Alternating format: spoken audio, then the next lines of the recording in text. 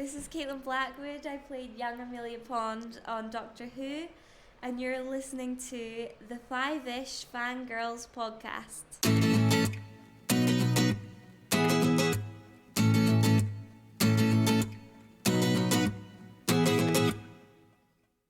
The tangents this week continue all the way to episode 454 of the Fiveish Fangirls podcast, and the shit hath hitteth the fan. Yes. Welcome everyone to this week's episode of the Fiveish Fangirls podcast. So glad to join us. Let's start off like a direct with a virtual table and see who's joined us this week. This is Brittany in Belvedere. This is Chrissy in Salt Lake City. This is Holly from Wisconsin. And this is Rachel in Indianapolis, Indiana. Hello, everyone. Hello. And that line was delivered so perfectly by that actor, which we will be talking about momentarily. Yeah. I mean, all you gotta do is just put "if" on the end of things, and suddenly you're talking Shakespeare, you know. Yes. Even Tony Stark did it, you know. Doth mother know you weareth her drapes? Yes, exactly. Everybody needs a little Shakespeare in their life. Come on. Something else, yes. We will get to good old Billy Shakes The Bard. momentarily. First up is in news. So, little bit of news. While the major movie award season is over, television never ends. So now we have the BAFTA TV nominations, which of course being the BAFTAs, everything British for the most part. They do have a category for international, so the US could be in that one. It's a little funny because when we think international here in the US, it's like Germany and Japan and all these other places, but no, international can include the US. So I'm good with being international from the points of view of other places. Yeah, and some of it is because unless you have a way of watching a lot of British television and other stuff, some of this is like, I don't know what that is, but there's some acting nominations in there for some of the cast of The Crown, including Elizabeth Debicki. But for male performance in a comedy, David Tennant has been nominated for Good Omens season 2. So, Yee-hoo! Unfortunately, Yay! Michael Sheen was not. Boy. So, and then Good Omens also got some technical. That may be a case of we don't want to split the vote. That could be. Maybe. I don't know, But I could just see this becoming an issue for staged season 4 or 3, whatever staged it would be. Yeah. And the thing is, remember we had the issue with the babysitting of the dog. Yes. And the thing is like they distinguish between, they have comedy and then they have like acting where it doesn't define like the genre. So I guess it just means everything else but comedy. And there is a supporting actor, but it's not for comedy. So it's like, you could have put Michael in that one if it had been for comedy. But anyway. But they have one category the fans can vote on.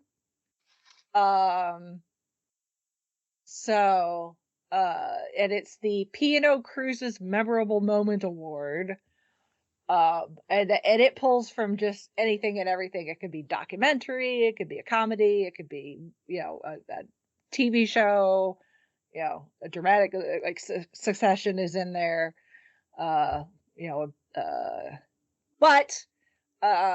one of the moments that people can vote for, and you probably should, is the bi-generation. So, David Tennant and Shudigatwa having a moment where the Doctor becomes 2 doctors. So fans can go vote for that. I do not know if that's just like a one time only or a once a day or type thing. So I did not look that far yet. And speaking of Doctor Who, we got a trailer.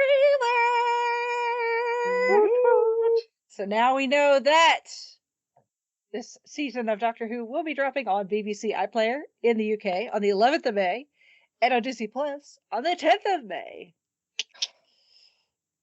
So get more looks at Shidagatwa as the Doctor and some interesting. We're going to return to Unit at some point and get a little bit of looks at all sorts of things. So strange places and time periods and all sorts of stuff. So I'm really looking forward to that Beatles episode. Just saying. I mean, the whole series in general, but when they pitched that one, I'm just like, yeah.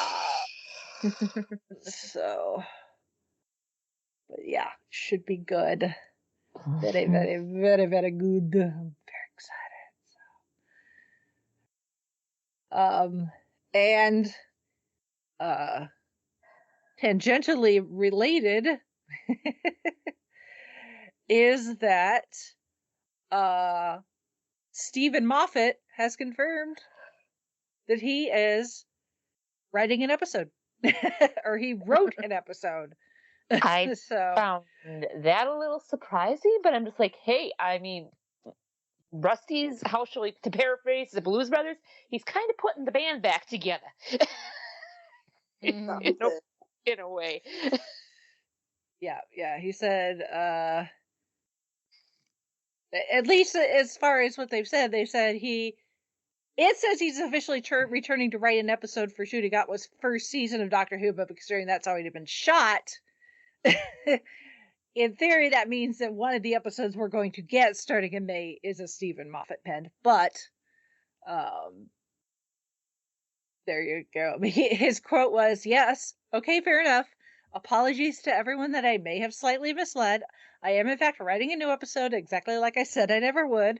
But what can I tell you? There was begging, there was pleasing, but Russell finally let me have another go, so long as I promised to get out of his garden."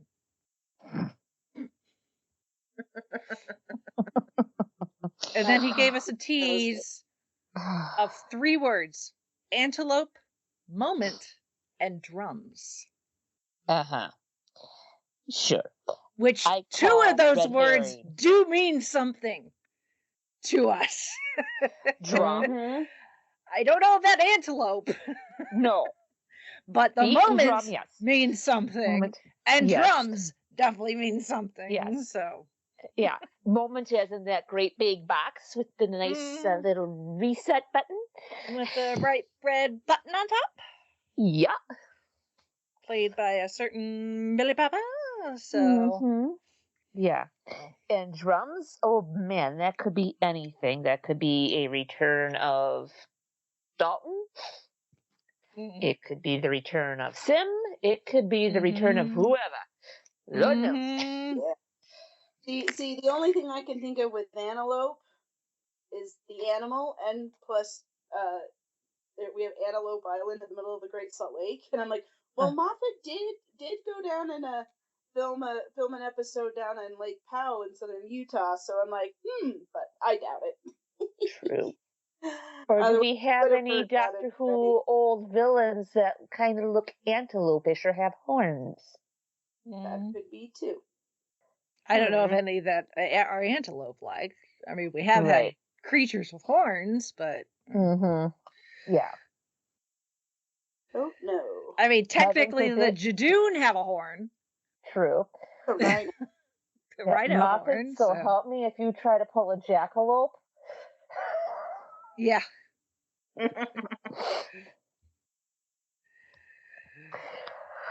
Then we could do all sorts of weird, antelope, jackalope, jack,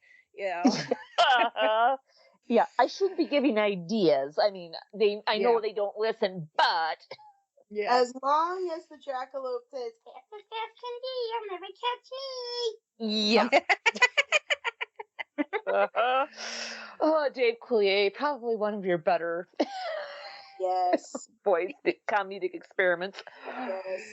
For the youngins in the audience, go look up just go look up Dave Coulier jackalope. Jackalope. Yeah. Go.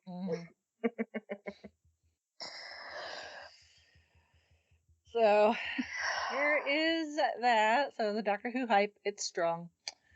Yep. And then Disney's D23, essentially Disney Fandom Christmas, is coming around the bend again this year. It is going to be in California, in Anaheim, August 9th through 11th.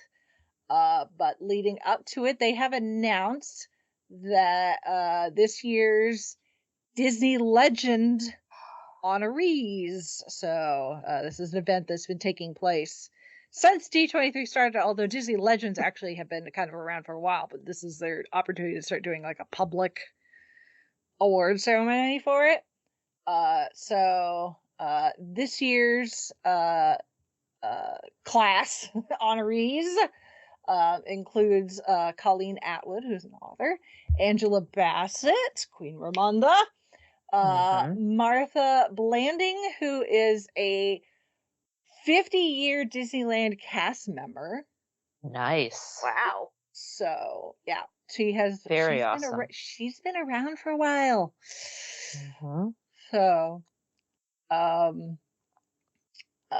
James L. Brooks, James Cameron, Jamie Lee Curtis, Miley Cyrus, Steve Ditko, who is an animator, Harrison Ford, I think we all know who he is, Mark Henn, who is another animator, Frank Oz, who you may not know him if you walk by you on the street until the minute he opened his mouth. Then you know exactly who he is. Exactly. Kelly Ripa, Joe Rohde, who is a longtime Disney Imagineer, and has been responsible for just a lot of amazing things within the parks. And John Williams. Hey, not a shabby class this year. I mean, not that others haven't been, but it's just like, oh, wow. Yep. That's exciting. Okay. And then in the feeds for you gold standard listeners, this month's Patreon episode is now available to you in the Patreon feeds, which we discuss the 1997 Paul Thomas Anderson film Boogie Nights. Oh boy. Definitely not safe for work or for little ears as far as listening is concerned. Make sure you wear headphones for that one. Yes. So, but it was definitely a interesting discussion in a good way. So, because there was just a lot to talk about with this film. And we were joined by the listener, our patron supporter, who picked this particular film, Aaron. Nice. So, because this is apparently one of his favorite movies of all time. All right. So, but it's a long episode. So for you for you patrons, just so you know, it's a long one. Even we had some technical difficulties, and hopefully, knowing Nick, he was able to edit those out. Nick's the one when it comes to the editing. Yeah, but it's still going to be a long episode. So, and then in our regular feed, our most recently posted episode is about the 1991 romantic comedy, I guess, for lack of a better word, film Defending Your Life with Meryl Streep, among others. So, And coming soon to the feed, finally going to discuss this year's Oscar Best Picture winner, Oppenheimer. Yep. Very excited. And I'm sure that's going to be a long episode too, because the movie itself is really long. Mm-hmm. So, yep. But Defending Your Life is actually our first bring your own movie. Because we opened it up to return to previous guests to return and bring a movie of their choice. Oh, and nice. The first one out of the gate is from among others, Star Trek The Undiscovered podcast, Greg. Yes. This is the movie that he brought. So Cool. there is that. So all right, and we've got feedback. So we got some feedback from Shalane. She says that was a great Oscars. The I'm Just Ken performance stole the show, even though it didn't win, but the other song from Barbie won. Imagine if Peaches from Super Mario Brothers was nominated. Jack Black did a performance. It would steal the show too. Yes, it would have. Mm-hmm. We were Although I talking about probably that during the live chat. I probably would have died from laughter because I mean, Yes. I'm Just Ken about killed me. If they had thrown a Peaches performance in there too, I would be gone. Mm-hmm. That would have been the ultimate bro off, and I would have been here for it. I was waiting for Jack Black to kind of crash and. Yeah. Like, wait a minute! Right. I should have been nominated too! Peach is a shade of pink. Yes. Bowser can be all he can. Yep. Right. Yep. That's It was great seeing Greta Gerwig, Margot Robbie, and America Ferrera sing along, same with Emma Stone, a little La La Land reunion. I felt bad that her dress ripped. Mm-hmm. Not as bad as she probably felt, considering that dress was probably borrowed, and now that means whoever she borrowed it from is going to have to do some repairs. But Yeah. that's the risk that these designers take when loaning out their stuff. So. Mm-hmm. She says, fun fact, some songs nominated for best song do a performance that steals the show but doesn't win. Yeah, it's the thing is, by the time they're at the Oscars performing, the votes have already been cast, so there's no changing it. So even if somebody did an amazing performance and somebody's like, I love this song, yeah, sorry, it's too late for you to change your vote. No takesy backsies. wait a minute. Where's that envelope? Yeah. I got a marker right here. Yes, we were right. The Boy and the Heron won Best Animated Film. That and Spirited Away are the only hand-drawn animations that have won Best Animated Film. I did not know that. I was rooting for it in Elemental and Across the Spider-Verse. This animated film done by Netflix was nominated, and everyone said it's the best animated film of 2023, but I was happy that The Boy and the Heron won. I still need to see it. Me too. Mm-hmm. For animation this year, we got sequels like Kung Fu Panda 4, Inside Out 2, Moana 2, and Despicable Me 4. So let's see how they do this year, and if any of them get nominated for Best Animated Film next Oscars. Yeah, that will be interesting. Because, yeah, that's a lot of sequels. Yeah. This is going to be a thing. Yeah. Robert Downey Jr. won his first Oscar, and we were all right that Oppenheimer won Best Picture and other Oscars, too. Yes, it did. It's also great to see past winners for actors and actresses to present Oscars to the winner. I wonder if they do that for Best Director in the future. They might. That could be interesting. Surprised that Leonardo DiCaprio and Sandra Bullock weren't there to present. I think it just depends on who's available and who's not currently banned from the Oscars. Yeah. I think they did something like that a couple Oscars ago, is what I read. Yeah, it's something they did a while back, and it got good response from people. So they're like, hey, let's do that again. It worked before, let's try it again. Jimmy Kimmel's Oscars man. Also, why do you girls talk about the Oscars if you don't care about them? It's not that we don't care.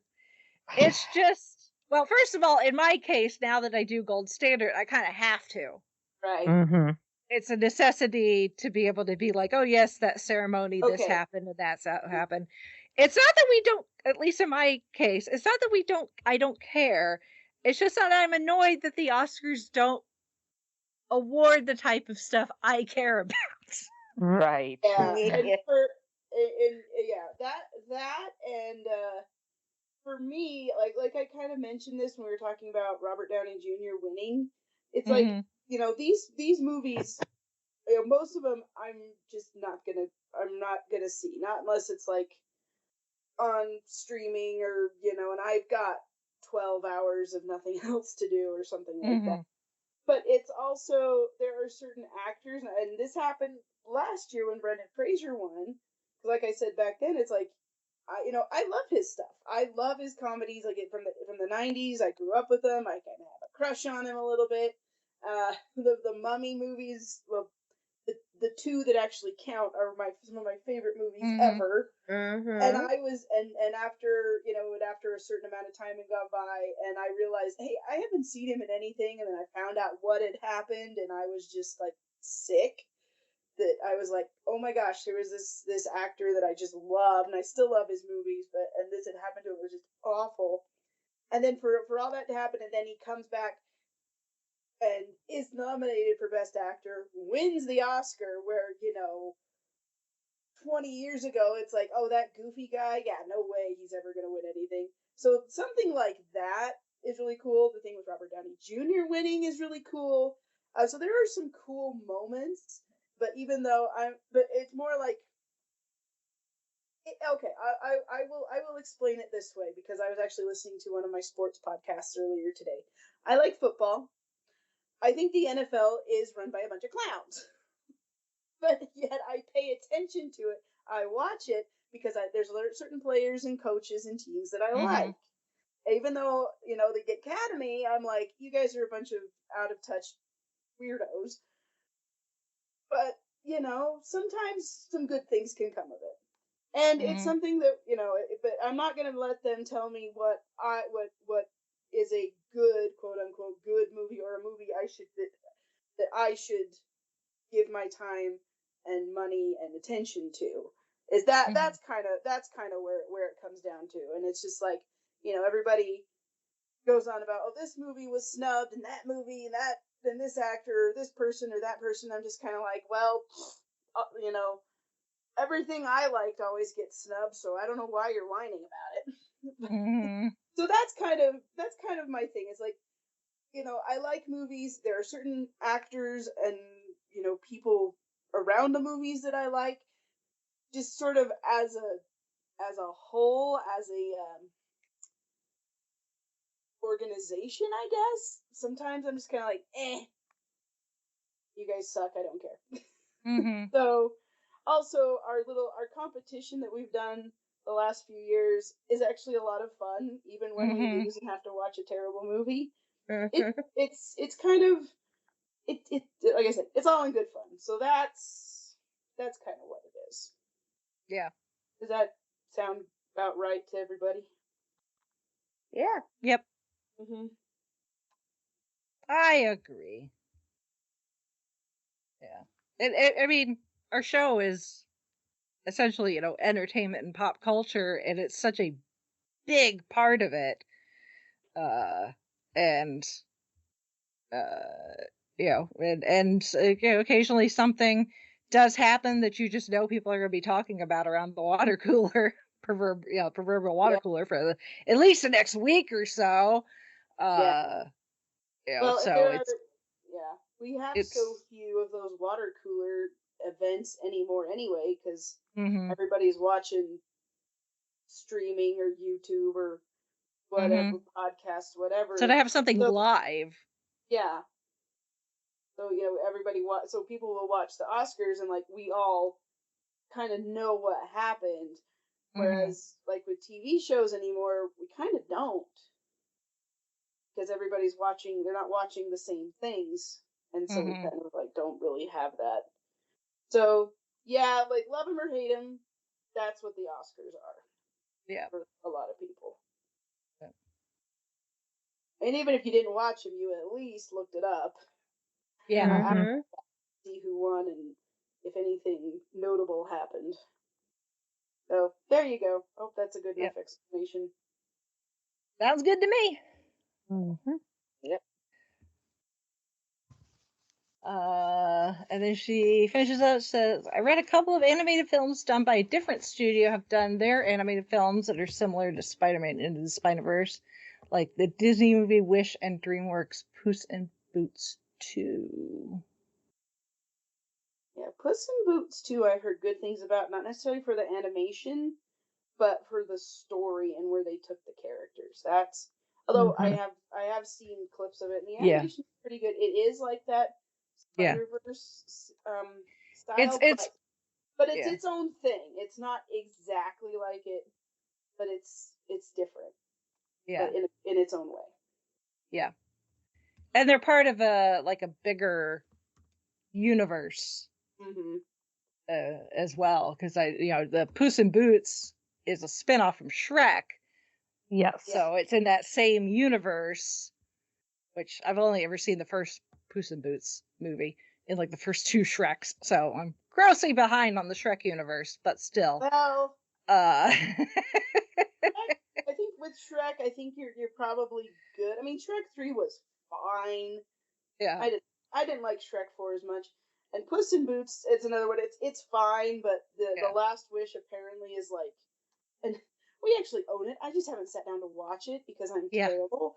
But I've watched reviews of it, and I'm like, oh gosh, this is genuinely good, and it's a sequel of a spinoff. Mm-hmm. It's like, what is this? What are we doing? Yeah. So all I know is it was a trip that Chauncey and I took with his brother and his wife, although they were just engaged at the time, and my in-laws, so Chauncey's parents, and we had gone to Chicago, and we'd been out all day, and it was cold because we decided to go to Chicago in the middle of winter. We're nuts. And so we went back to, went back to the hotel, and, we had all separate hotel rooms, but we all gathered together after we gotten warmed up, put on our jammies, and decided to, watch a movie together, and we watched Puss in Boots, and I don't think any of us could probably tell you what the plot was, but even now, all these years later, all I could do is walk up to one of them and go, "Woo!" and we'll all bust out laughing. So that was the one thing we took away from it. That's awesome. So that is Shalane's feedback, and then of course we got some feedback from Erin talking about bad movies. It says, hello, my Fiveish host. Well, since I gave my brief thoughts on the Oscars in my previous email, I don't have much to add on that. I mean, other than once again highly recommending Godzilla -1. What I did want to comment on was my joy in listening to you all discuss your bad movie options. After DJ Nick made you watch the abomination Barbed Wire last year, I couldn't wait to hear his punishment this year. I have not seen Sphere, so like Barbed Wire last year, I'm watching it as well just to see how bad it is.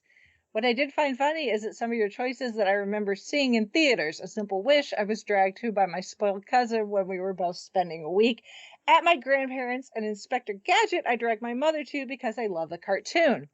Even as a kid, I knew I was watching terrible movies. Then there's Dennis the Menace. I don't care what anybody says, that is a movie from my childhood that I still cherish. It was my introduction to Walter Matthau, written by John Hughes and directed by Michael Myers himself, Nick Castle. Take care, Erin. Yep. Fair enough. I watched it as a kid. When you're a kid, fart jokes are amazing. Also, Christopher Lloyd was in it. If I were to watch it now, I would be a little bit like, But as a kid, it's one that you're like, this is awesome. Yeah. Also, I had watched Dennis the Menace cartoon that was on Saturday morning. I don't remember what channel it was on. Yeah. I just remember there was one. Yeah. I just remember the opening title sequence, and it's just, and all you see is just this tornado. Just come through and just destroy everything like Tasmanian Devil from Looney Tunes, and it turns out nope, it's Dennis. So this kid who is doing kid things, and Yeah. it's funny. So yeah, and for anyone interested, I will put a link in the show notes because I know Nick has done his punishment and he posted his thoughts on his Instagram. So I could post a link to that in the show notes so people can read Nick's review. That is the one thing. He was not happy with us, let's just say. Slightly more happy because there was no like bodily fluids involved, but not by a whole lot. Yeah. So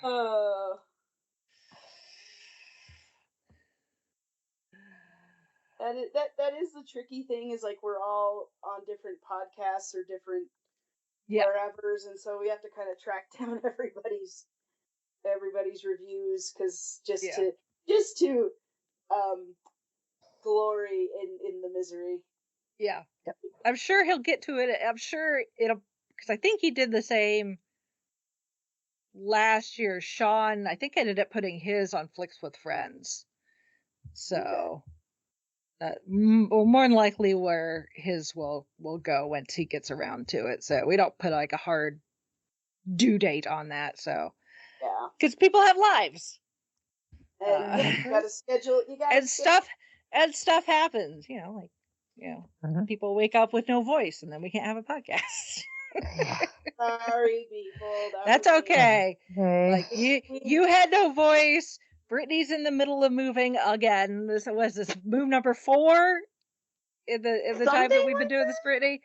So Is this one even more prominent? Because I literally Yes, that's true. You did buy, so yeah, that is a bit more long term. Yeah, I threw out my back cleaning out a closet. So yeah, we were all just a hot mess last week. So I didn't even go to work last week. It was bad. Yeah. So thank you, Shalane and Aaron, for your feedback as always.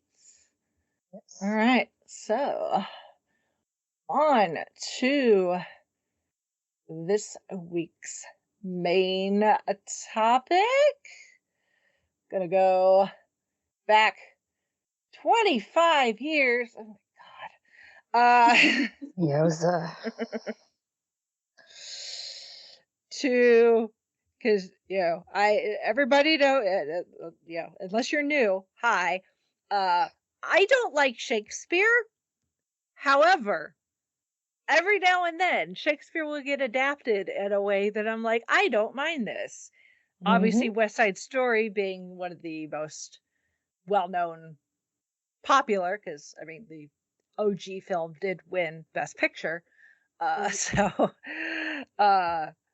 But in the 90s, early aughts, we had this weird time period where it wasn't just Shakespeare, but like classical literature. So like Shakespeare and Bronte and take your pick, Austen, where they were doing these modernized adaptations, and even the more even the Romeo and Juliet with Leonardo. Speaking of Leonardo DiCaprio, while they still use Shakespeare's language, it's in a modern setting. Yeah, I think a lot of that also started. Let's see, Clueless came out in 93, 94, which is essentially an adaptation of Emma. By Jane Austen. So yeah, it was like, we're adapting Shakespeare for teenagers, which you generally start learning about Shakespeare definitely in high school. I first time I read Romeo and Juliet in 7th grade. Anyway, yeah, I can't remember if it was junior high or high school, and I just remember the entire time just struggling so much. So this is my thing, and I'm like, I don't say I'm polar opposite of Rachel, but I do enjoy Shakespeare. Same. I love studying it. I like reading it. I love seeing it performed live, whether theater or movies. And in fact, the university where Shalane, speaking of, went to, every year they do the Utah Shakespeare Festival, and I have gone there. It was like one of my dreams to finally go, and we went for a couple of years with my in-laws, and we haven't been able to since because everyone's been having babies and stuff like that. But it is, Shakespeare is definitely meant to be seen in theater or in film. And there are Shakespeare scholars who are like, oh, all of these teen adaptations. You know what? I kind of like it. I'm not going to be one of those stuffy Shakespeare scholars because, especially this one we're going to be talking about is 10 Things I Hate About You, which is based on The Taming of the Shrew. Which Taming of the Shrew is really, really hard for modern audiences to understand. Yes. Also, you have to also understand that if this is one of, if not the first play that I don't think it's the first one, but it's like one of his very earliest works. So he's still a bit raw. Late 1500s. So yeah, late 1500s. So that's when he starts establishing his career, and he would go on into what the 1616 is about when he retired, sort of. So that's actually quite a prolific career, and a lot of practice writing. So people look at Taming of the Shrew and they see a guy who's like just abusing his wife and beating up on her and being generally terrible. And you gotta kind of think. Back in the late 1500s, there were different standards and there were different ways of men and women interacting. And so what I love about 10 Things I Hate About You is it tells the story and as if this was being written in the late 90s, because in the late 1500s, you could write about that and people would understand what you're going for. It's about a relationship. It's about a woman who has had bad experiences in relationships. She doesn't want to have anything to do with it, but her sister is falling in love, but her father says she can't. The younger sister can't marry until the older sister does, because that was the culture back then. And then you have this guy who is in love with her, but needs to communicate that, but she doesn't understand. It's like the love languages, basically, what it boils down to. It's like, what's your love language? Well, Katerina's love language is not someone who's going to woo her with sweet words and be all lovey-dovey and whatever. It's someone who can stand toe-to-toe with her and go up and, and like challenge her and be her equal and not her, Romeo, softwood light through yonder window breaks, that kind of thing. That's not how you woo Katerina, which is what happens with Kat in this movie. And like, she doesn't want to date, she doesn't want to do any of that. Well, then you get Heath Ledger, played by Heath Ledger. He's kind of the the cast. When we saw, if you saw this when it came out, you're like, some of these were up and comers. Some people had already established themselves a little bit as actors, but for a lot of the cast, they go on to become big stars. Oh yeah, like so Julia Stiles and Heath Ledger in this first off, and then Joseph Gordon-Levitt is in this. Yep. David Crummels. So it's some pretty heavy hitters. So yes, it's very it is definitely of its time. It is definitely a 90s movie. But then you watch it and you just my favorite part is, I have a couple favorite parts. My favorite part is at the end when Kat is reading the poem that she wrote in class, and she's talking about how she hates the person that she's addressing this to. And then by the end, she's like, I hate that I don't hate you, not even a little, or you're not even a lot. Or and that's like, she's found somebody who, she can get along with. Who challenges her, who understands her, and who gets her. And that is the taming of the shrew. It's not about, this is a problem, this woman is trouble and she needs to be put in her place and tamed and whatever. It's like, no, that's not it at all. And people get so hung up on that, and it drives me crazy. So that's why I love this movie, because I'm like, they get it. You Yeah. understand what this story is all about. Yeah. And It's yeah. Go ahead, Holly. and Daryl Mitchell as the English teacher taking no crap from Oh, nobody. I just it is great. As a teacher yourself, you're like, Yes. oh yes. I wish I could do that Like, now. Sometimes. Um, It's just like, I'm surprised he didn't get pulled into the principal's office. But then again, speaking of said principal, Yeah. she's got a little bit of a side hustle. I don't think, is she the principal or is she just like a guidance counselor? I thought she was the secretary. The one writing the romance. Ooh. Allison Janney? No, I think she's like she's supposed to be like the vice principal or something like that, or like a guidance Ms. counselor or Perky. something. Yeah, yeah. The names in here is fun because it's like, if if you didn't know this was essentially adapted Shakespeare, and you heard some of these names and names of locations, you would be like, okay, what old book did you pull these names from? Because Patrick's last name is Verona. Mm-hmm. Stafford doesn't sound that on the nose, but Verona, the fact that his name is Patrick Verona, is very on the nose. Yes. For as far as it being,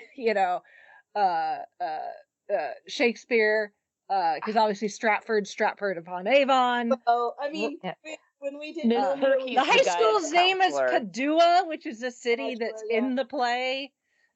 So Yeah. I misspoke. She is the guidance counselor, but it was so hard to say, because when he sends her out, it's just like, well, see Miss Perky. It's like, well, you instantly assume it's some level of admin and not guidance. Yeah. But it's Allison Janney, and she's hilarious. So, oh yeah. the kids in this, I mean, I say kids, they were all in their early 20s. These are all 20-somethings playing teenagers. Oh yeah. I mean, but these younger, non established actors are holding their own against people that have been around and have honed their craft, and somebody like Allison Janney who can be absolutely hilarious. And David Leisure, who plays Mr. Chapin, and the teacher in charge of the soccer team, and also the charge of detention. He was in casting for him. Yeah, he was in Airplane, so and you got Larry Miller playing Kat and Bianca's father, who's just absolutely like neurotic. He also comes from a well-known he was in things like Pretty Woman, among other things. And yeah, Daryl Mitchell plays Mr. Morgan. Who just does not care, especially when it comes, Kat drives him up the wall for being outspoken and having an opinion and everything, but the other ones drive him nuts too, as well. Yeah. So, Cameron and Joey and so. He's like, someday you're gonna get bitch slapped, and I ain't gonna do nothing, do a thing to stop it. Exactly. too. Yep. So yeah, this is the cast looking at it now, and it's like, wow. Oh, and some of the stuff that got by the censors too. Yeah, and the thing is, when you're adapting Shakespeare, because any other time, if this had just been something somebody had just came up with, like originally, I would say that some of it comes off as very 90s because it's got misogyny and some, the sexism, it's a lot of things that could come off as very dated and like, oh, this, it was funny at the time, but it's obviously a product of its time. But Mhm. because it's adapted from Shakespeare, and that's the whole Mhm. point Yes. of Taming of the Shrew, is this idea of gender norms Mhm. and what is the quote ideal woman. And Bianca, who has multiple suitors in this movie and also in the play, is considered the ideal woman, but she can't get married until her older sister gets married, and their dad is like, I would love to marry her off because she's a pain in my ass. Right. Nobody wants her. No matter how much of her how big her dowry gets, nobody wants her until Petruchio, Patrick, comes along. Yeah. And, depending on how you want to look at it, either, if you think of the word tame, most people think of tame and they're like taking something that's wild and beating it to submission. That's not actually the actual definition of tame. Oh, okay. Oh. Okay. Farm girl talk here. Yeah.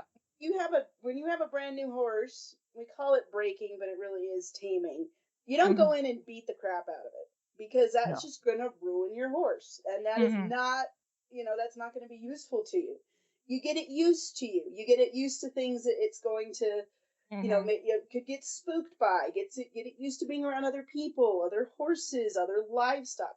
Get it used to having the bit in its mouth. You used to get it used to having a rider on it, having a saddle on it, having all these things that it's like, yeah, if left in your natural state, you would not, you wouldn't be good to anybody. You wouldn't be, a horse is a tool. A horse is and I don't want to, compare a horse to a person, but it's kind of like, you've probably been around people, maybe teenagers, maybe a little bit older, who are just like, you don't want to be around them. You don't want to be their friend because they've been spoiled, rotten little brats, or they think that you know, they're everything, they get everything they want, or they just take advantage of you. After a while, you're like, look, I don't want to be around you because you're just a bad person. You take advantage of people. Don't say anything nice about anybody. I mean, just fill in the blank. I'm sure we've all had people in our lives, and we're like, I just don't want to be around you anymore. So it's not that it's like you just need to learn how to be, what's the word, personal, not maybe not personable, but just you know like you can deal with them, like you can be around other people, like you can have friends or family members, people that actually like you. Maybe we want to call it house trained or housebroken. I don't know. There's not a word that really works for it when you're talking about a human being. But at the same time, you're like, I want, like, we want you to be likable, even to at least even some people. I mean, maybe not everybody. But if you're gonna just be a world class bitch all the time, well, yeah, I see why you don't have friends. I see why nobody wants to date you. I see why nobody wants to be around you, including your younger sister to a point. So I don't know if like looking at it as taming, as, oh, you're like, let me fix you, and I don't see that as that in this movie or even in the play. It's like, you have good qualities, let's bring out the best in you and maybe help you tone down some of the more abrasive parts of you that make people not like you or make you not likable to other people. And it's kind of this, this idea that, you know Katerina or Kat or whoever we're talking about, like, oh, you were like we don't want to treat her as, oh, you were perfect the way you were, because you weren't. You were a terrible person. Okay, yeah, and it's not just about being the ideal woman or anything like that, because Bianca, in the movie at least, she has some suitors who were like, yeah, you need someone to go shape you up, but it's not going to be her. First of all, you need like your mother to come kick you in the butt because you're not exactly the perfect ideal version of a man anyway. Mm-hmm. And that kind of thing. So I think there's some of that in there, and it's definitely in the movie. So it's like it's all of these things. It's all of these things. It's like how men and women interact with each other, which Shakespeare loved. I mean, I honestly think, as much as I do like Taming of the Shrew, I honestly think he went and did this better in Much Ado About Nothing, which was written later. I can't remember the exact dates. I have the timeline here, but so I think he got it better there, but it was the same kind of thing that he was trying to accomplish here. It's like, you know, how do men and women interact with each other in their relationships and their dealings with one another, and stuff like that. So yeah, I mean, there is some gender roles, gender norms in there too, but it's also how do men and women interact, and how do they, you know, deal with each other. And so I think both the play and the movie do this quite well. Sorry, I'm not being distracted. I'm like, this is gonna bug me. When was Much Ado About Nothing written? Because now it's gonna bug me. Later, after he'd had some more life experience. Yes, more life experience. He was better. He was a lot better at writing. Okay, so he wrote it like 4 or 5 years after. Says it was thought to have been written in 1598 and 1599. Whereas almost a decade. Yeah, so it was so yeah, he had a lot more experience, a lot more practice writing, a lot more, you know, thought about it, about what he had been doing. So, you know, ask any author, and I live with one, married to one. Ask any author, and they will say that their first book, their first work, is their worst, because hopefully you've gotten better at it as you've gone along. So anyway, because you don't really know what you're doing. No, you don't. So when I say I like Taming of the Shrew, but he did it better with Much Ado About Nothing, that's why. Yeah. But that being said, this is a very good adaptation. Yeah, but for modernizing, you know, making it more palatable for those of us that don't want to sit through the days, thous, and this. Yes, if you're not a connoisseur of the language and the poetry, this will get you the story just as well, and I think you would understand it just as well as the audience in 1580, whatever that was, when it was played at in the Globe Theatre.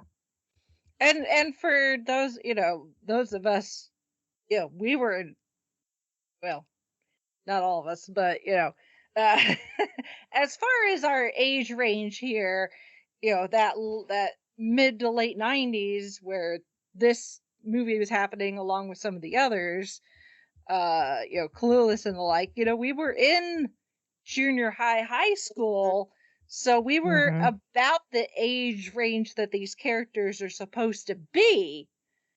Right, or not too far removed from high school. Yeah, or not, or at least, you know, still, you know, high school is not a distant memory that you're desperately trying to forget. So it's like we can empathize at least somewhat with the teenage experience.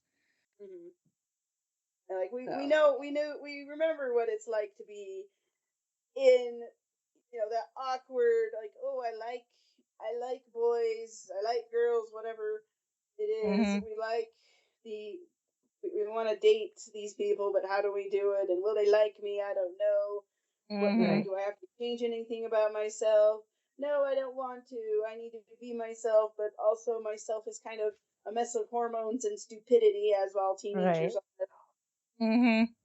Or here's the reason why I never told you to stay away from this guy. Well, here you go. Yeah. You got the guys that are, you know, you got the people that are, that they're like the socially awkward, or maybe considered a nerd.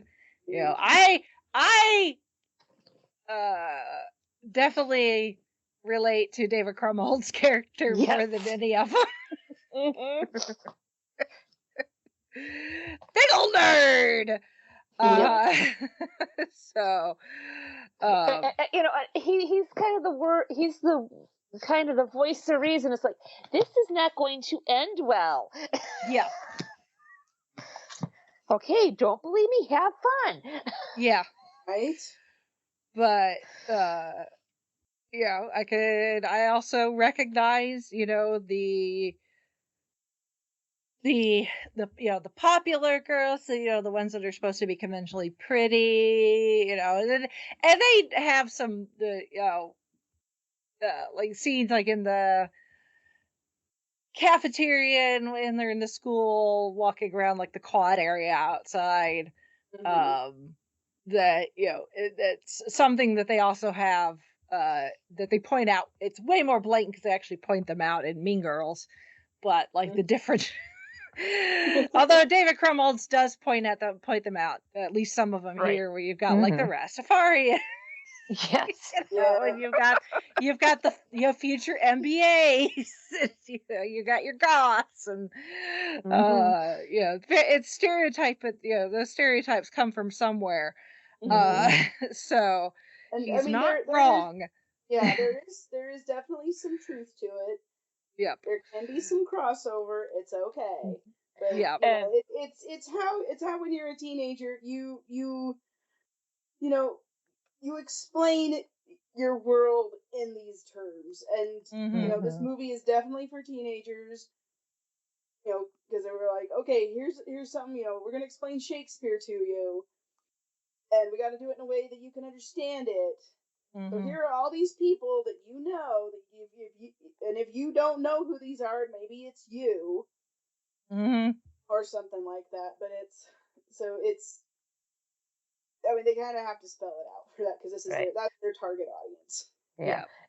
And Heath Ledger's character kind of being the tall, dark, handsome, supposed bad boy, but then later on when you find out the reason why he was away was because he was taking care of his sick grandfather in Milwaukee. I mean, like, how talk about a complete, I didn't expect that. Okay.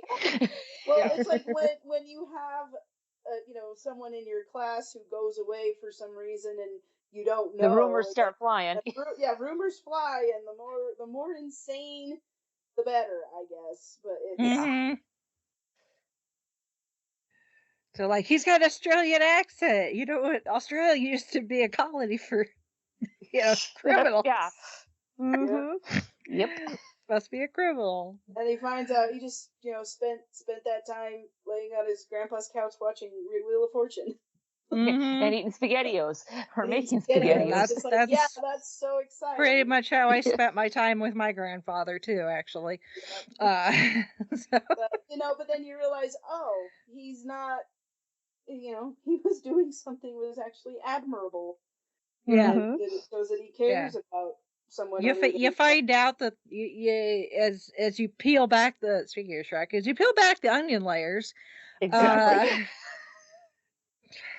And it's always circles back. Everybody misunderstood him the same way they've misunderstood cats. So again, they're finding common ground. They're finding that there's more to each other than just what is on the surface. What they let other people see.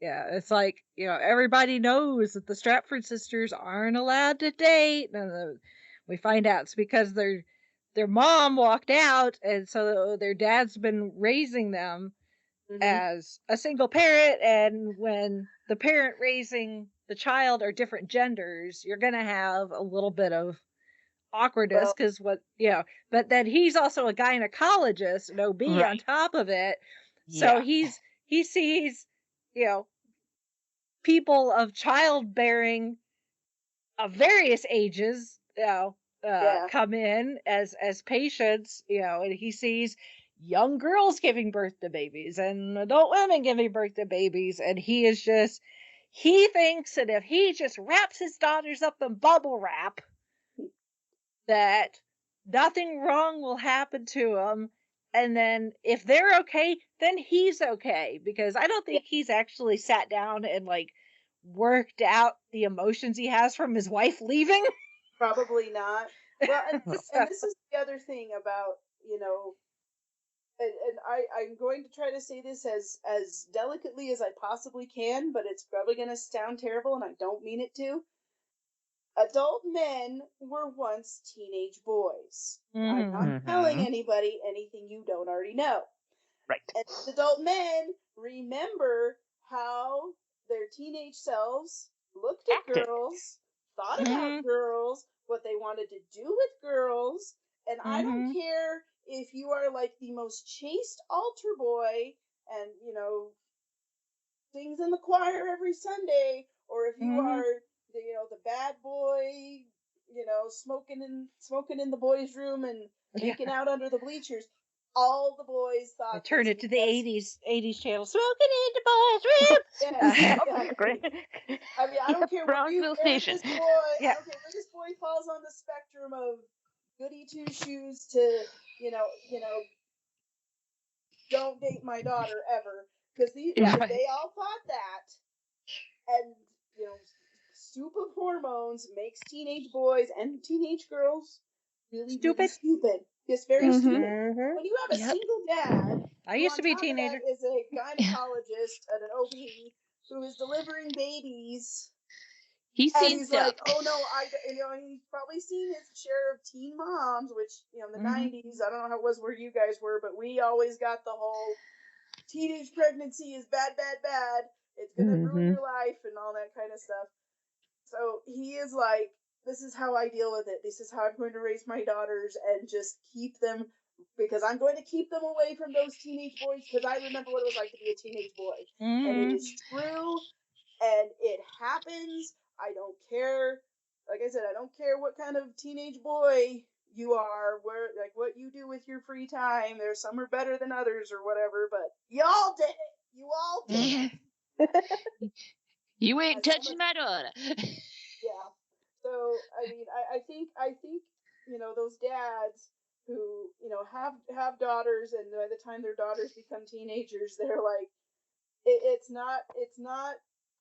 I don't know. It seems a little odd, but they're like, oh no, she's gonna be around teenage boys. I was a teenage boy. I remember what we did, and they don't want it. They are like, no, no, no, no, no. TARDIS, now, please, let's get past these years. No kidding. It doesn't work like that. Sorry. I fear for my daughter's teenage years, but for very different reasons. But then again, the way she's going, she might end up stringing these boys up anyway. So who cares? Lottie's gonna take you end up care with a of cat herself. on your hand, so it might not necessarily be a bad thing. Although hopefully she doesn't turn into Cat for the reason that Cat becomes the reason she is. And that's the thing, is we learn that Cat's got a chip on her shoulder for a very good reason. One of those teenage boys acted exactly like a teenage boy to her, and exactly broke her heart. She thought, because she was the older sister, and her mom was gone, and she really didn't, who was the adult woman to talk to her about any boys and all that stuff, and so she just kind of did what she thought was what you do, and it turned out, no, I didn't really like this at all. So then she turns around and needs to be overprotective of her younger sister, as some of us older sisters do, and that's not the right thing either. But it's like, what is the right call in this situation? So it's like, everybody made mistakes, but they're very understandable mistakes. Yep. And and then little sis getting revenge on the guy that big sis, when she also found out, hey, the same guy is also gunning for me. Not cool. Nope, not at all.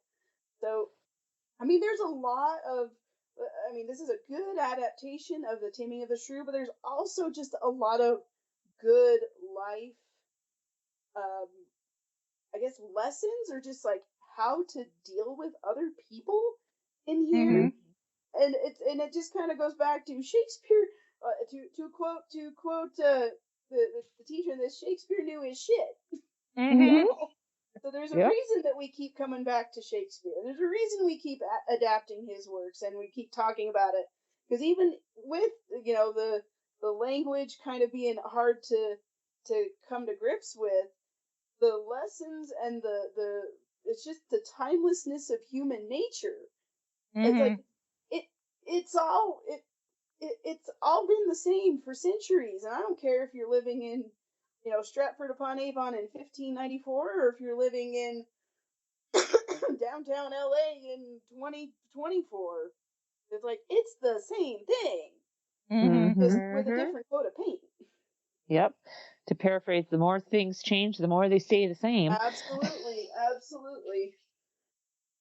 So yeah, I mean, the more I talk about it, the more I'm like, oh, this story, this movie, all this. Mm-hmm. It's just, and the fact that it's also funny, like some of these Yes. things, because everyone keeps coming around Patrick and like tell him, hey, date, I want to date Bianca, so you need to go date her sister.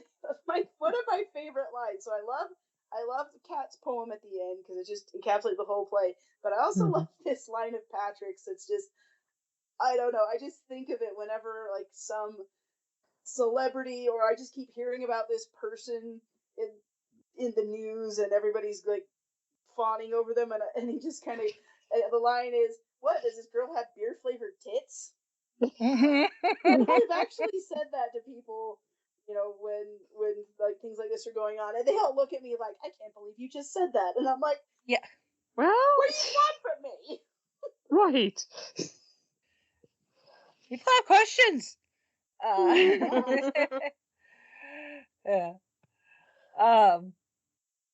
But it's there's some good lines in this movie. Yeah. Mm-hmm. And it, I guess behind the scenes, and this comes through in the film, is one of the things that works so well is the younger members of the cast, the ones that are supposed to be playing teenagers, immediately became like BFFs. Yeah, you could The minute tell just the when way they got they on set. gelled. And actually, Heath Ledger came later, and they were almost a little concerned that, like, what if he doesn't fit in? But he slid right in, and they were just like, him and Joseph Gordon-Levitt and Julia and all of them were just like, best buddies, and that made it so much easier to Even act together. And watching some of the bloopers at the end of the credits is just like, okay, yep, they got it. The chemistry was there. Yeah. And then the fact that this was shot all on location, none of this is a soundstage, none of this is a set. That the place standing in for the school is a high school. And then but it used to be a railroad station, a hotel for the railroads, and then when that shut down, they renovated it into a high school. So, and they actually did put that band up on the roof and asked them to play, and it was really windy. So and the soundtrack, oh my gosh, I mean, some of the covers from stuff from the late 70s, early 80s, I mean, it was just, man. The soundtrack is not just like the greatest hits of the 90s, although there are some. Right. But, when we first see Kat, she's listening to Bad Reputation. In the car. Cover of Nick Lowe's Cruel to Be Kind, Cheap Tricks, I Want You to Want Me. And I mean, Heath Ledger doing the his lip sync with the band. Covering was it a Tony Bennett or Yeah, it was one of those. Oh my gosh, I love that. You're just so good to be true. I can't take my eyes off of you. Can't Yeah. take my eyes off of you. Yeah. Uh, I don't think he's lip syncing to that. I think that was No, I actually think Heath he's Ledger. actually singing. Yeah. Sorry. Oh. But I mean, it's just like, wow. I mean, usually with that stuff, they are lip syncing because the sound won't sound the same. But yeah, I Right. think that's still actually Heath Ledger's voice. Yeah. So, but yeah, him doing the song and dance, which apparently he took some of his inspiration from Sinatra for that. Not surprised. Among other things. Yeah. And So the security pulling him away. yeah. You gotta wonder about, like, how seriously does this high school take their students' education when Kat is going to, like, a show, like, on a Tuesday night during the school week? Because she goes to that first show where Patrick shows up, trying to act like, he's a fan of the same band as well, and that's before the NBA kids party that they're going to crash, which we all know is Friday night. So it's like, and these kids are constantly like out in the quad and just walking around and, going to detention, sneaking out of detention. Like, does anybody actually go to class in this place? that is true of most high school comedies. Yes, that is true. It's like they just kind There's of all that hang suspension around of in the disbelief. hallways, Yeah. the cafeteria. No one actually goes to class. Yeah. So We just kind of assume that, like, I mean, Kat, she's the senior. She's halfway out the door already. pretty much. So, but yeah, it's it like I said, it is a bit of a product of its time, but it's done so well and it still holds up. Yeah, I mean, in my like opinion. we say it's a product of its time. That is not necessarily a bad thing. No. Yeah. No. Because it's a product of its time, but it's also a product of Shakespeare's time. Yes. Right.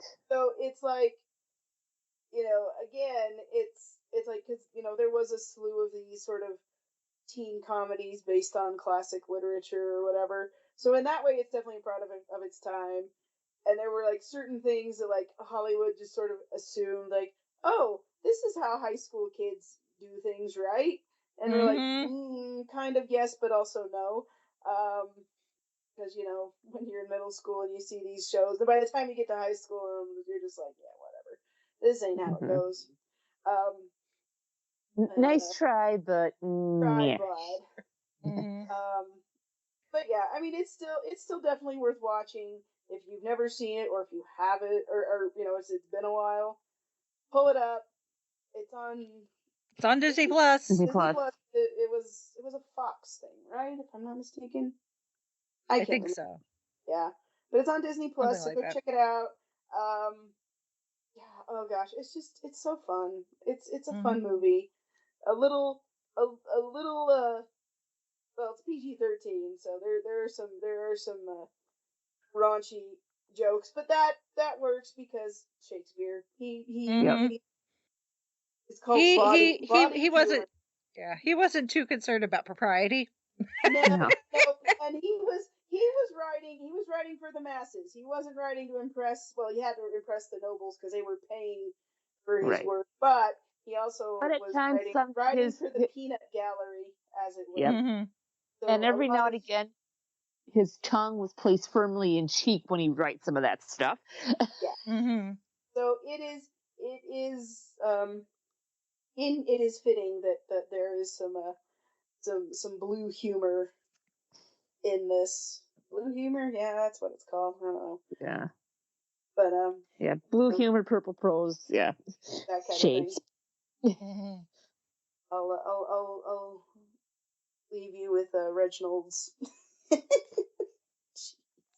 And I just love how she's like, oh, I like that. Oh yeah, yeah, yeah. vice principal, secretary, whoever she is, and Allison. She's the guidance counselor. Guidance counselor. It's like, oh gosh. Yeah. Oh. Bratwurst. God. How do you spell engorged?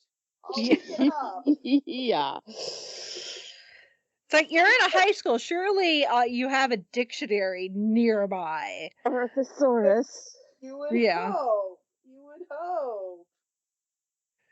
Oh my gosh. What do I know? I think, and also part of the reason why this is funny, and I think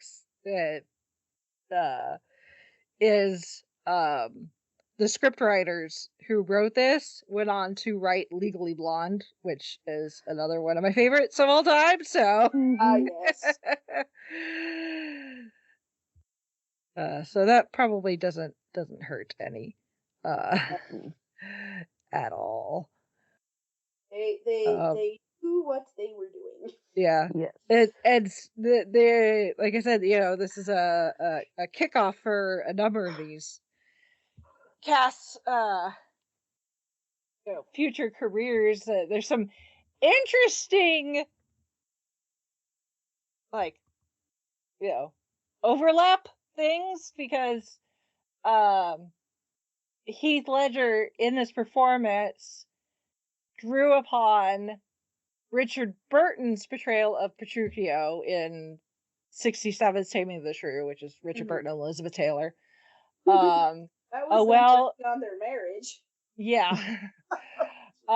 With a Jack Nicholson edge, with his cheekiness and his smiles, which, coincidentally enough, Jack Nicholson played the Joker.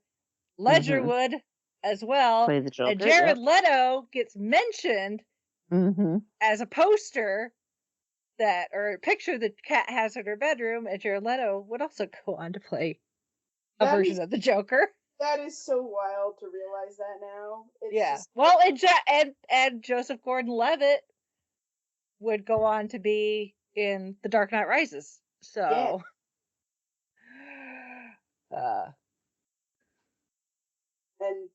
and if Nolan had continued his Dark Knight series, in theory, Joseph Gordon-Levitt would have gone on to be a version of Robin, but that did not happen. So, but anyway, that's neither here nor there. But yeah, it's Frankie Valli. Holly, okay. Can't take my eyes off of you. Frankie Valli. Okay. Yeah. So I couldn't I knew it was one of those crooners, and I was just for some reason, I don't know why, Tony Bennett, and that kind of went into my mind. I was like, no. But again, weird coincidence.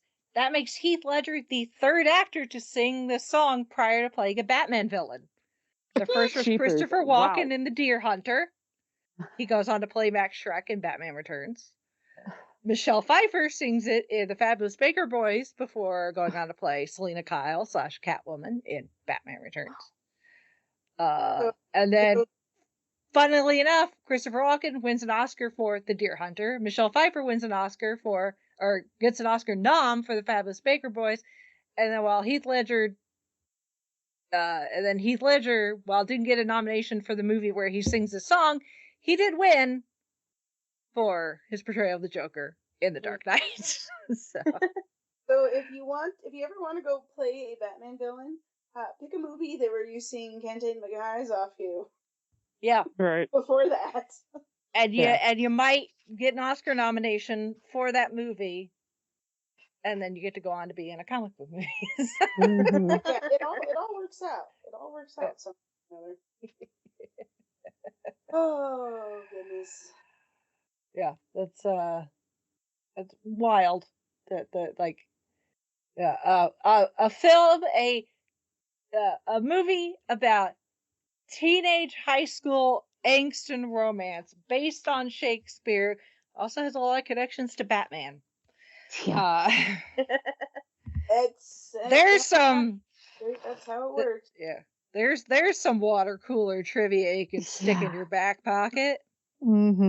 I feel like I need like a big cork board up here so I can like make all these connections and like this. Yeah. You'd end up with a corkboard like that guy from It's Always Sunny in Philadelphia. Oh yeah, the crazy conspiracy meme. Yes. Yes. Yep. But, it's Hollywood, actors get their start somewhere, and they eventually go off to somewhere, but just... fact that it's like, how do you connect Frankie Valli to Batman? Let me show you in 3 like 2 steps. or less. Yeah. Like, here you go. Yep. Forget the 7 degrees of Kevin Bacon. Here's the 2 degrees of Frankie Valli. And Batman. If you're ever on, like, Jeopardy or something, or some quiz show, there you go. That hopefully those questions. It seems like pub trivia you need to have in your back pocket. Yeah. So, but yeah. No, it was fun to rewatch this. I had not watched it in quite a while, although I quote it quite often. But it was fun to pull this out of the archives for a hot minute and revisit it, because it's such a good. It's a fun movie. It's a great Shakespeare adaptation. Again, if you're someone that just does not want to consume traditional Shakespeare, and there's plenty to go around. Like I said. Mm-hmm. And like I said, like I studied Shakespeare. I took several Shakespeare classes in college, but I mean, you could take all the semesters and still not scratch the surface. Yeah. But even I've read it so many times, and at the same time, I'm like, it is so much better performed. And honestly, like I said, I'm not gonna be a Shakespeare snob. I'm not gonna say like, oh, it has to be done in the original, whatever. I like to have fun with it, and this is just one of the best adaptations of a Shakespeare play, as far as like modernizing the adaptation, so you can understand the story and understand what the story is really about. And it's just it always amuses me that scholars get so hung up on some of the things going on here, and I'm just kind of like, guys, watch 10 Things I Hate About You. They got it. Why can't you figure it out?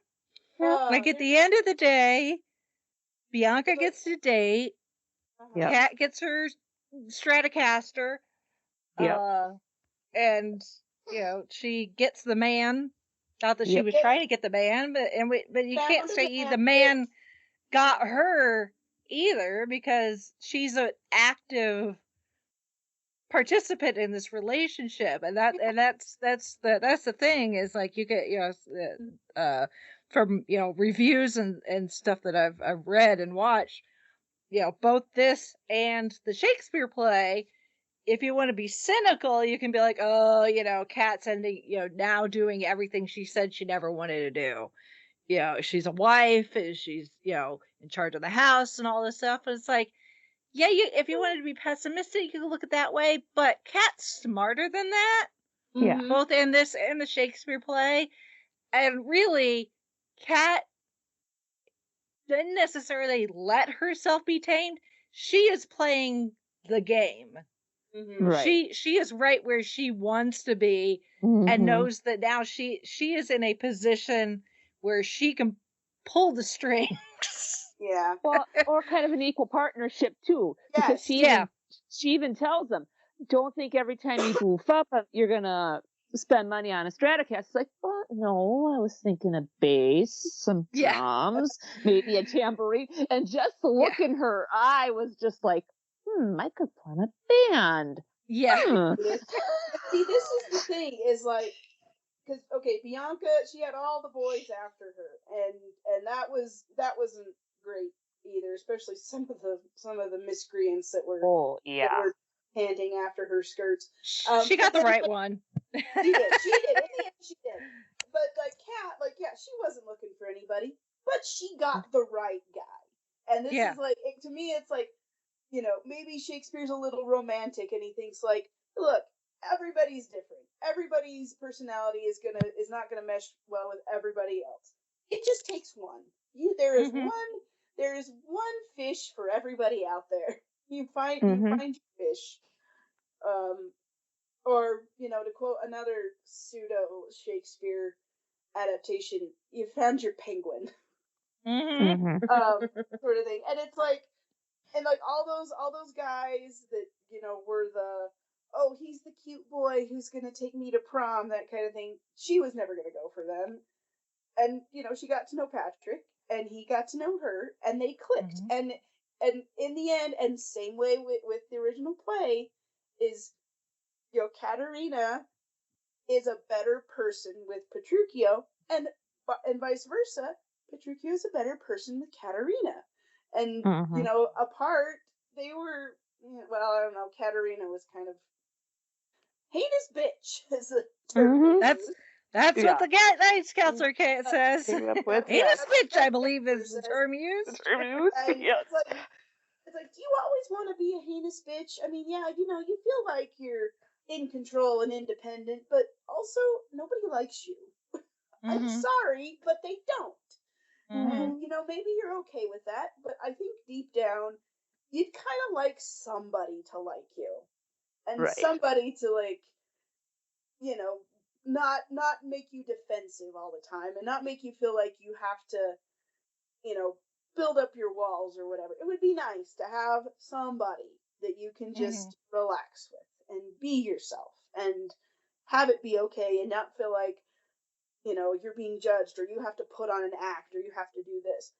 And, I feel like in the end of this movie, especially, Kat gets that, and Patrick even gets that to a degree. Because, I mean, we don't really get his point of view as far as, what he wants. Is like, we kind of do here and there, but it's not, it's not as much as we get with Kat, and same thing with the play. But it's kind of like, what do you get out of this relationship? Well, he gets companionship. He gets somebody who understands him, and he gets somebody he can be around. So, there is some truth to being a little romantic. And maybe, like I said, it's not, Romeo coming to your balcony and seeing how pretty you are. It's, hey, I'm gonna buy you an electric guitar because I know what you like, and I'm sorry. And I really effed up. And I think that that's another thing you could take away from it is, romance comes in different forms, and it's not all flowery words and chocolates and jewelry and all that stuff. Some, again, like you were saying, the love languages, and everyone responds to what they consider romance differently. Like, I would not want someone to bring me flowers as a romantic gesture, because they're just gonna die. Like, what do I do with these? Yeah, I will tell this story. So, when Jared and I we were dating, but we didn't know what we were. We weren't like exclusive or anything like that. And I was going to dinner with some friends for my birthday, and I invited Jared to come along. And he came, and he got me a present, and he wrote a very nice note on the inside. It was a Doctor Who. It's the Vault book, and it's like, because it was right after the 50th anniversary, and it was like pictures and stories of like all these old artifacts of, and I still have the book, obviously. And it was like one of those things like, oh my gosh, this is so cute and so sweet. And, there may be something here. It wasn't flowers and it wasn't chocolate, although I wouldn't have said no to chocolate. But it's like, look, like, this guy's actually paying attention, and he's actually understanding something I like and wants to impress me, or, do something nice for me. And so that worked. And here we are so many years later. So, there you go. Although this was gonna be this has been your relationship minute with the Fiveish Fangirls. Yes. Like, are you looking for that special someone? Well, pay attention. Yeah. Or this book that says you can entrance a woman with cheese. Right, yeah.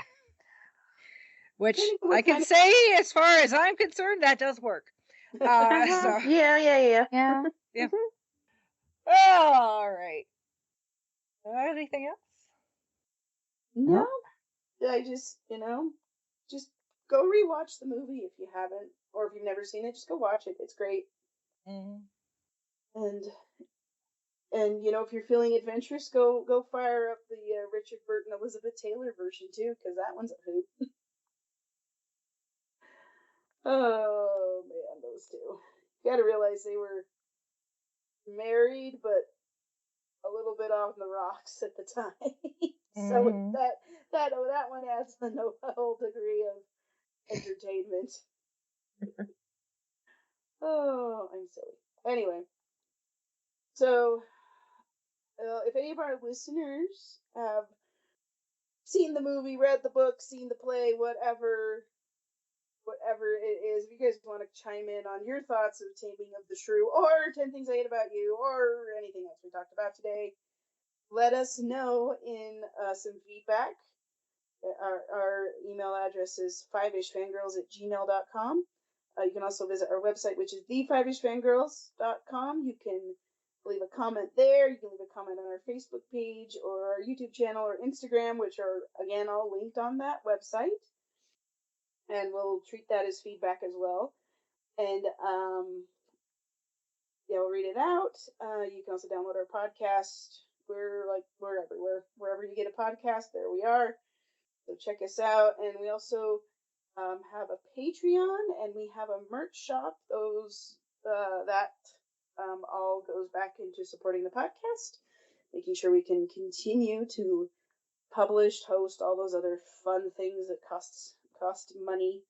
Mm-hmm. But however it is you choose to support the podcast, through Patreon or comments or whatever, we thank you. We're thankful for your support and your listenership and your comments, feedback. It's all fun. It's all appreciated, and it's good to have you all out there. So we'll take care, and we'll see you next time. So hope you enjoyed.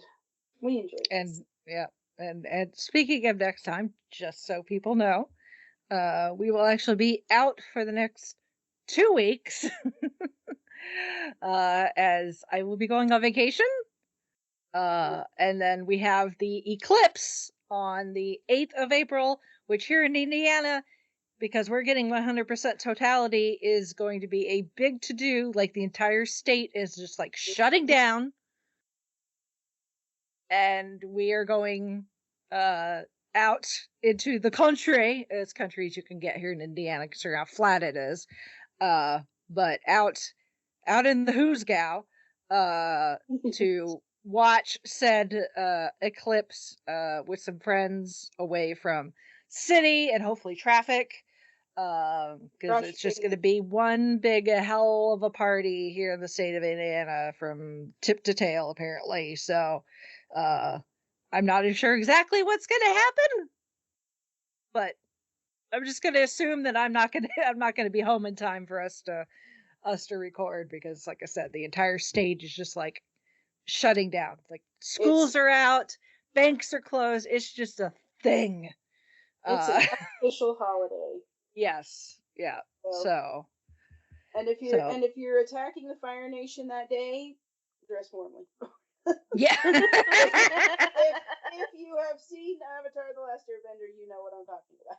Yeah. That's good right there. Yeah, so we will be back in a couple weeks, barring that, the zombie apocalypse doesn't happen because of an eclipse or something. You never know. So yeah, if you live in a place where you're gonna get some eclipse activity, be careful. Yes. Do not try to look at it without the proper eye protection. We don't want anybody going and injuring their eyeballs. Nope. And if you're traveling to view, travel safely. Watch out for crazies on the road, because there are bound to be some. And just be courteous and enjoy, because it should be a good time. Yep. Absolutely. So, especially since poor Brittany has to wait until like 2070 something. For the next one. Damn East Coast! All right. Get love in other ways. Let flyover country have something. Yeah, really. Okay, well, with that, we shall sign off for this week. This is Brittany Bowden saying goodnight. This is Chrissy saying goodnight from Salt Lake City. This is Sally from Wisconsin saying good evening. This is Rachel in Indianapolis, Indiana. This is my favorite line, and I use it all the time. I think you can be overwhelmed, and you can be underwhelmed. But can you ever just be whelmed? I think you can in Europe. Yep.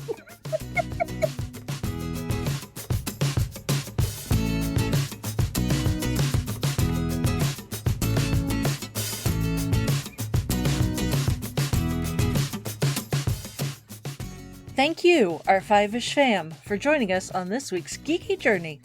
If you enjoyed the show, don't forget to subscribe, rate, and review. Stay connected with us on our website, thefivishfangirls.com, and follow us on most social media with @FivishFangirls. Plus, check out our nonprofit, Fangirls Give Back, to see how we're making a positive impact in our community. Until next time, stay nerdy and let the squee continue.